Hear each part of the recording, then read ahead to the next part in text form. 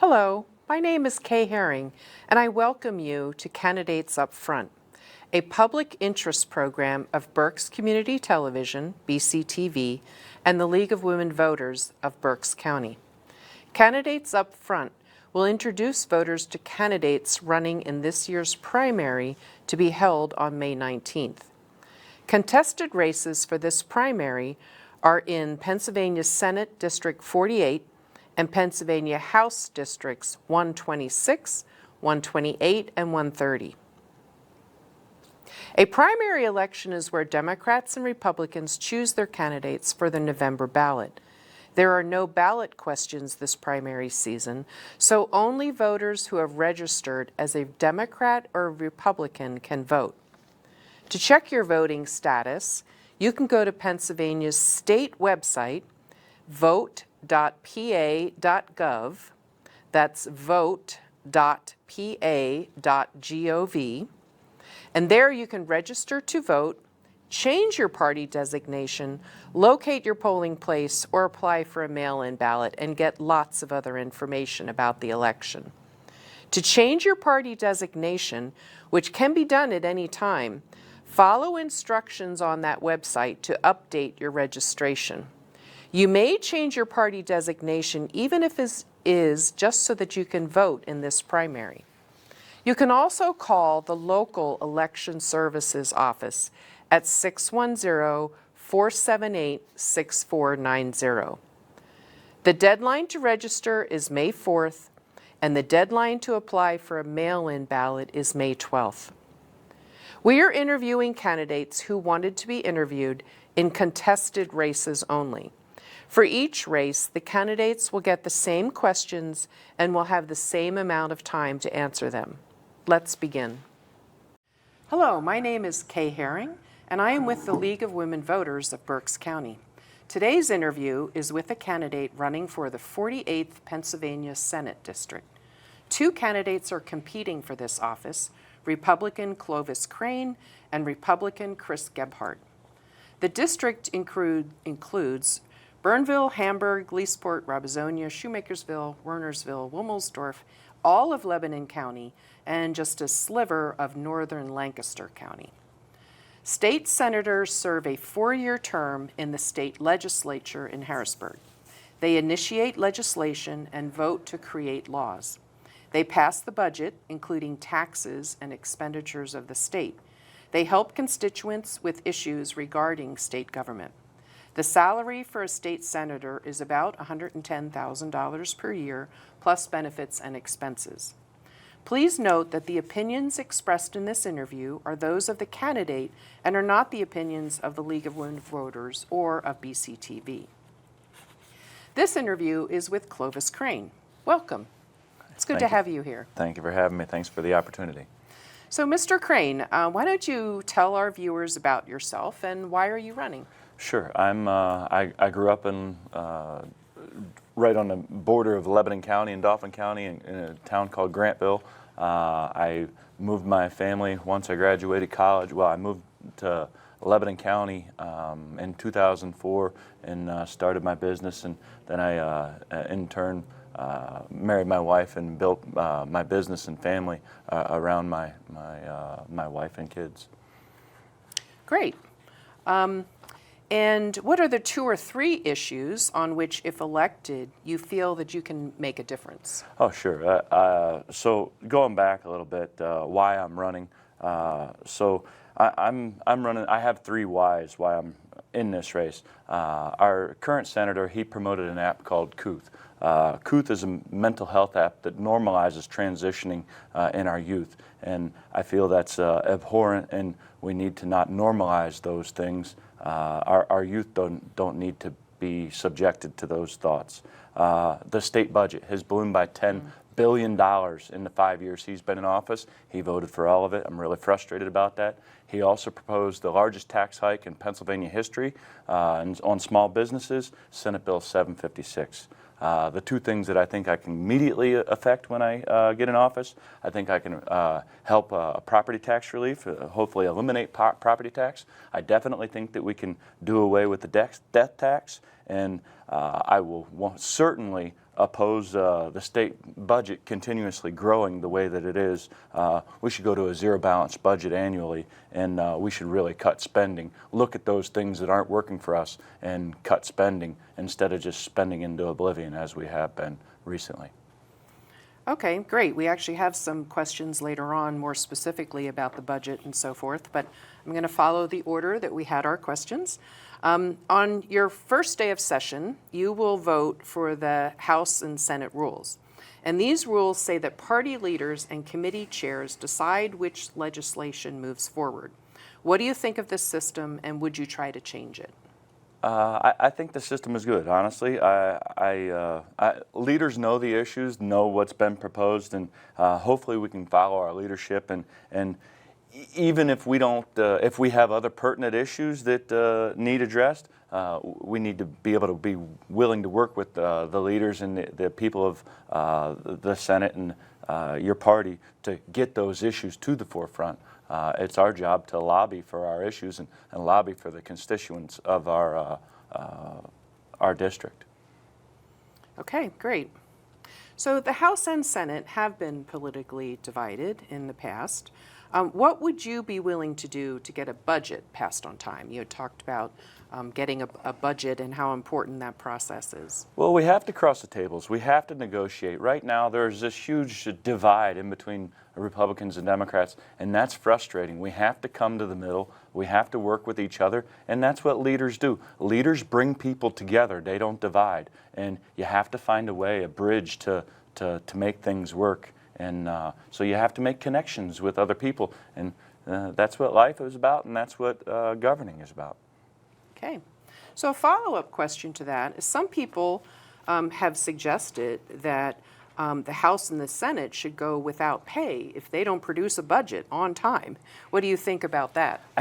Absolutely. If the budget isn't produced on time, we need to hold leaders accountable just as well as my business would be held accountable. If I didn't produce, I wouldn't receive funds. So for us to keep paying our government officials when they don't produce and they're doing their job, that suggests a two-tier system. And listen, we all live under the same rules.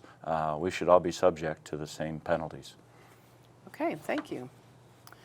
When the United States counts its population, that's known as the census, there are always changes in the number of voters in each district, and that needs to be evened out by redistricting. In Pennsylvania, for legislative districts, should that be done by legislators, which is the current system, or by a nonpartisan citizens group? Whoever does it, should there be rules of what they can or cannot do? Tell us your thoughts about that. Absolutely. I think it should be done by a nonpartisan group. That way it's outsiders looking at it objectively without bias.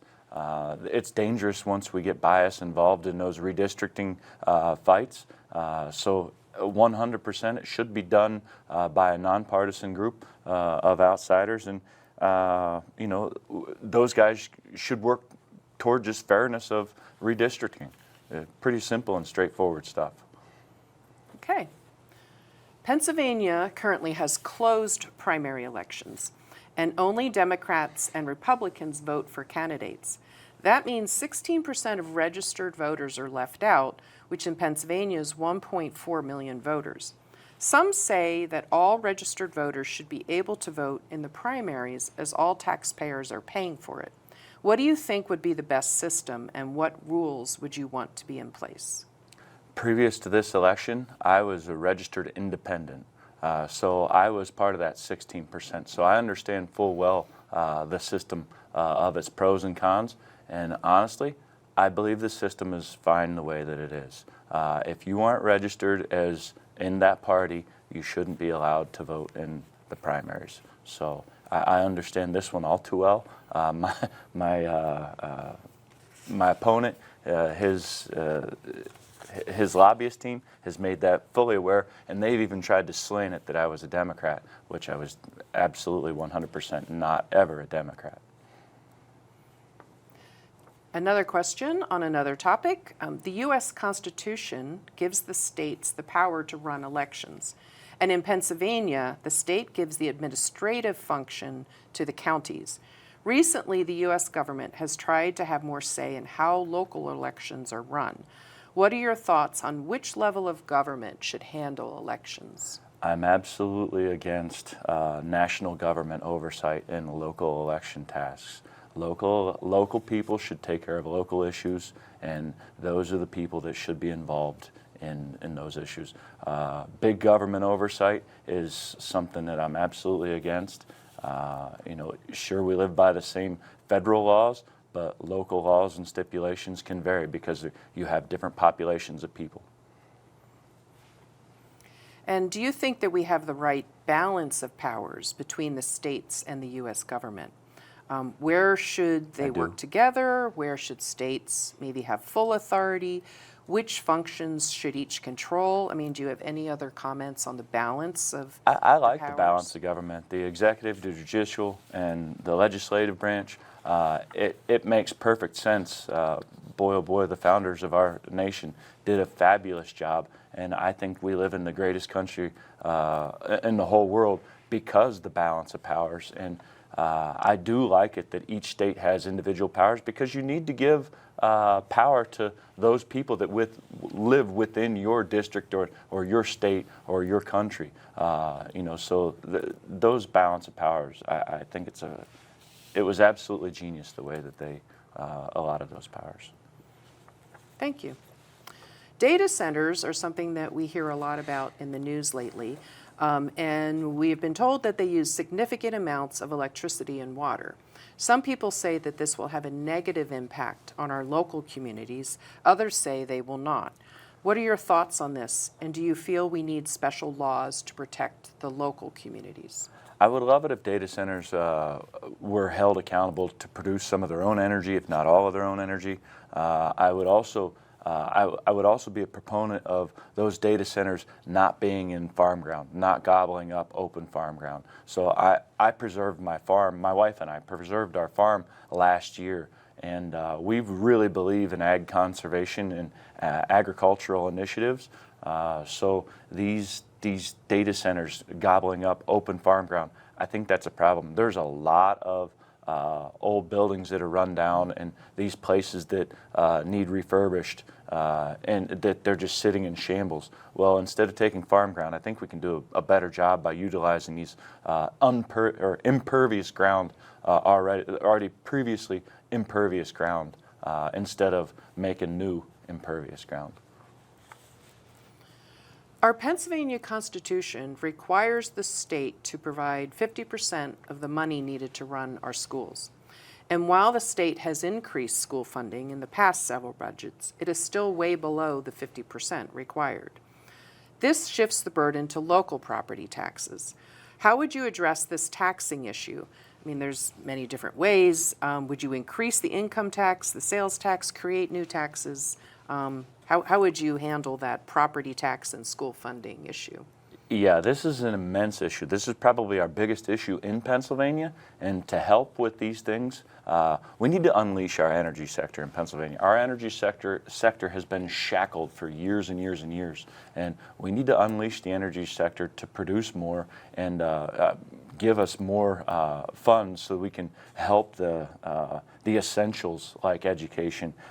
We also need to really look at our state budget and eliminate those places where there's excess and there's unnecessary expenditures, and we need to privatize some of these expenditures where they've been burdened by the taxpayers have been burdened by some of these things. We really need to reevaluate where our money is going and really take a hard look.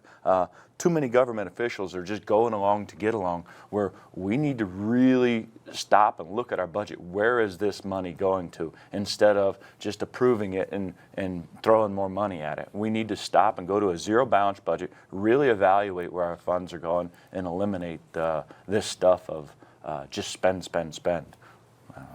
And I think with the property taxes, you were saying before that you would be in favor of eliminating or reducing those. Yeah, right? absolutely. Well, that's a big thing that could come from our unleashing our energy sector, where we can benefit hugely and gain so much funding through unleashing that sector.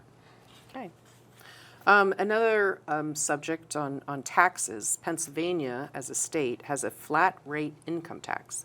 That means whatever your income is, you pay the same percentage as anyone else. Should we change to a graduated tax where people with more income would pay a larger percentage?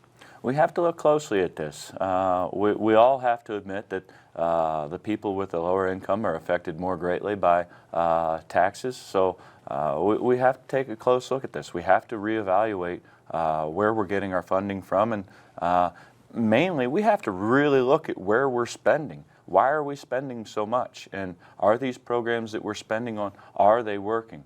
We're going to have to swallow hard and really look at our spending and reevaluate where we're at. It's frustrating that our state budget's ballooned by $10 billion in the 5 years our current senator's been in office, and he voted for all of it. We need change.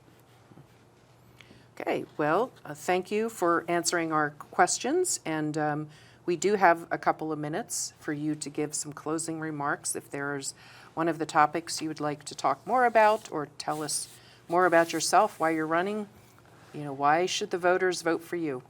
No, listen, I really appreciate the opportunity. I'm here just an attempt to help you get to know me. I've been successful in many different avenues, many different arenas, let's say. I started working at the age of 14 to help my family earn a paycheck. I grew up in a very poor household. My family, they walked to and from work because they couldn't afford a car. I became a professional jockey by the time of 16. I was very successful. That kind of changed my family's life. I went to Purdue University and I graduated Purdue. I was also a two-time team captain, two-time national qualifier. I built my business from the ground up, and now my wife and I train elite level racehorses. We had a horse win one of the Triple Crown races to Belmont a few years ago. This year we have a filly that's going to be one of the favorites, if not the favorite, for the Kentucky Oaks, the female version of the Kentucky Derby. So we've been very successful everywhere we went. I'm going to take a serious pay cut to do this job, but I am here to serve. I am sick of the go along to get along politicians that don't really do anything for us and keep raising our taxes. That's frustrating. We need to work harder. These people, they don't work hard enough, and we need change. Okay, well, thank you very much. Thank you, Mr. Crane, for sharing your views with us today. Viewers, today's interview has been with Republican Clovis Crane. Please remember there is another candidate for the 48th Pennsylvania Senate District, and that is Republican Chris Gebhardt. This is the Pennsylvania primary election that is coming up on May 19th, and on your ballot will be candidates for state and federal legislative offices. In Pennsylvania, a primary election is when Democrats and Republicans choose their candidate for the November ballot. There are no ballot questions in Berks County this primary season, so only voters who have registered as a Democrat or Republican may vote. And we did talk about that a little bit earlier. If you want to check what your party, how you are registered, you can go to vote.pa.gov, and if you want to change your party designation, you can go to that same website. It's the state's website, vote.pa.gov, G-O-V, and follow the instructions on there to update your registration. A party designation can be changed at any time, so even if it is just so that you can vote in this primary election. You, the voter, are of course electing the people for all of the candidates that are running this season. Job descriptions for all of the positions on the ballot are on the League's online voters guide, which is vote411.org. That's vote411.org. And another good use for that site is you can type in your home address, actually anywhere in the country, and it will show candidates who are running in your particular ballot, along with any information the candidates have provided to us. Vote 411 is safe. It does not store your address. If you are voting in person, polls are open from 7 a.m. to 8 p.m., And if there is a line of waiting voters at 8 p.m. in the evening, the polls will stay open until all have voted, as long as you must be in line by 8 p.m. If you're voting by mail, you must apply for your ballot by May 12th, and the completed ballot must reach the Election Services Office at the Berks County Services Center in downtown Reading or be received at a county drop box by 8 p.m. on Election Day, which is May 19th. There are 3 county drop boxes, and details are available on the Berks County website. The Berks County website is berkspa.gov, and then you choose Election Services. They're also very helpful at the Election Services Office in Berks County, and you can call 610-478-6490 if you have any questions about the election coming up and how you are registered and if you are registered. Also, if you are going to mail your ballot, remember that to allow at least 7 days to assure that it arrives timely if you're mailing it. And remember, a great resource is to go to the Pennsylvania site, vote.pa.gov. You will find candidates up front interviews on BCTV, its website, and its YouTube page. And remember, this is for the primary election, which is coming up Tuesday, May 19th. For more information about candidates, you can go to the League's online voters guide, vote411.org. Thank you for watching Candidates Upfront.